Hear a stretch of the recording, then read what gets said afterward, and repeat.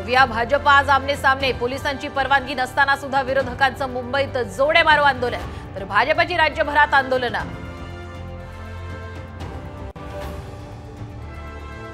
नागपुरात शिंदे फडणवीस आणि अजित पवारांमध्ये 4.5 तास खलबतं, जागा वाटपासंदर्भात चर्चा झाल्याची माहिती।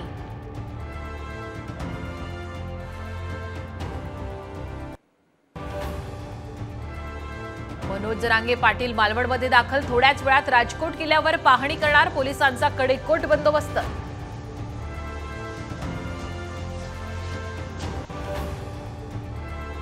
मुंबईत चिंतामणीच्या आगमन सोहळ्यात चोरांचा सुळसुळाट, 50हून अधिक भाविकांचे मोबाईल लंपास, काळाचौकी पोलिसात गुन्हा दाखल।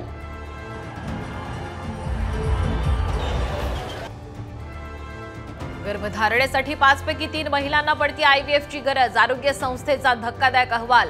दशकभरामध्ये नैसर्गिक प्रजनन दर 20% घसरला।